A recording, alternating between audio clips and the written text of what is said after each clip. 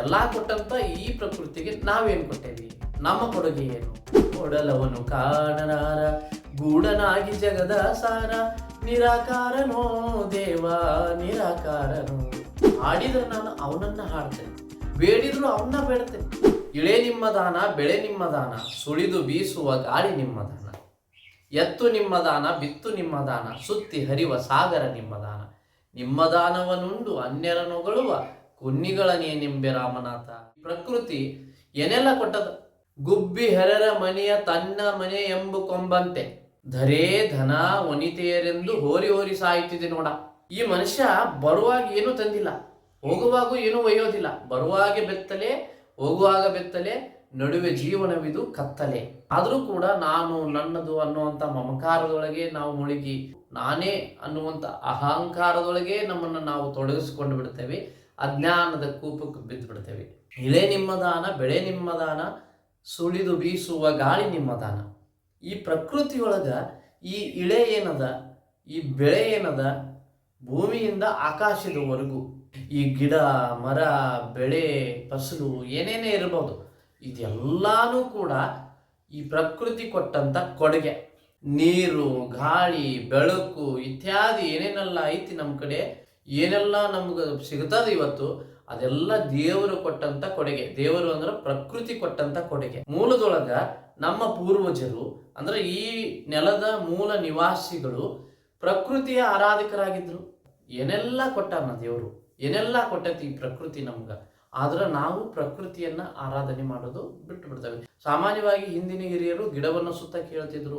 ಆ ಗಿಡಗಳು ಆಮ್ಲಜನಕವನ್ನ ಬಿಡುಗಡೆ ಮಾಡ್ತಾವ ಅಥವಾ ಆಮ್ಲಜನಕವನ್ನ ಕೊಡ್ತಾವ ಅನ್ನೋ ಕಾರಣಕ್ಕಾಗಿ ಗಿಡವನ್ನ ಸುತ್ತುವಂತ ರೂಢಿಯನ್ನ ತಂದ್ರು. ಸುಮ್ಮನೆ ಹೋಗಿ ಆ ಗಿಡ ಸುತ್ತು ಅಂತಂದ್ರೆ ಯಾರು ಸುತ್ತೋದಿಲ್ಲ. ಅದಕ್ಕೊಂದು ದೇವರ ಪರಿಕಲ್ಪನೆಯನ್ನ ತಂದು ಕೊಟ್ಟರು ಹಿರಿಯರು.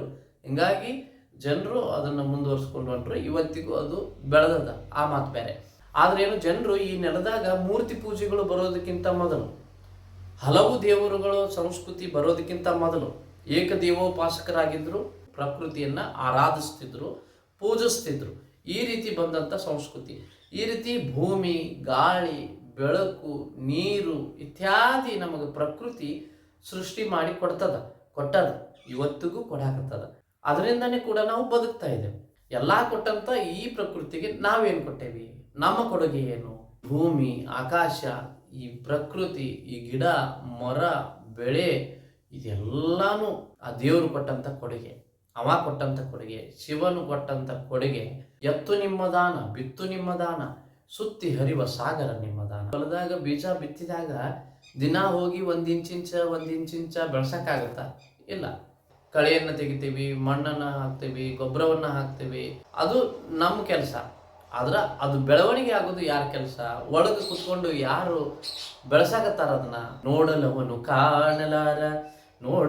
ಕಾಣಲಾರ ಗೂಢನಾಗಿ ಜಗದ ಸಾರ, ನಿರಾಕಾರನೋ ದೇವ ನಿರಾಕಾರನೋ.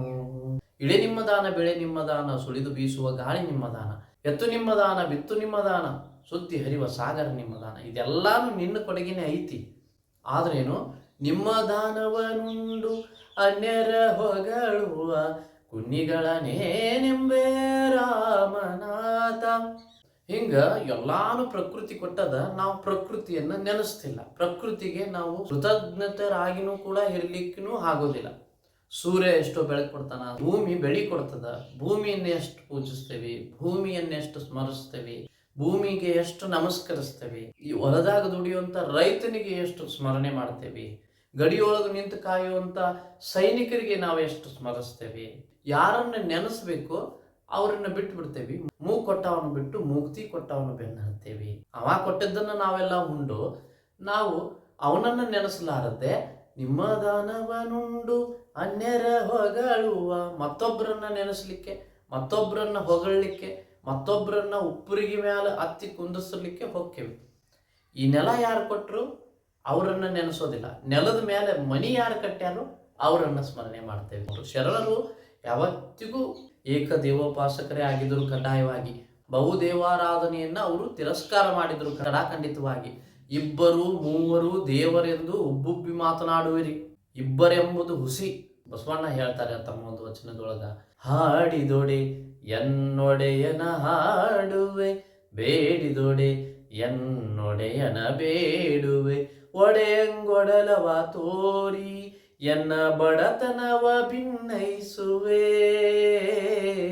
ಒಡೆಯಂಗೊಡಲ ತೋರಿ ಎನ್ನ ಬಡತನವ ಭಿನ್ನೈಸುವೆ. ಒಡೆಯ ಮಹಾದಾನಿ ಕೂಡಲ ಸಂಗಮ, ಒಡೆಯ ಮಹಾದಾನಿ ಕೂಡಲ ಸಂಗಮ, ದೇವರಿಗೆ ಶರಗೊಡ್ಡಿ ಬೇಡುವೆ.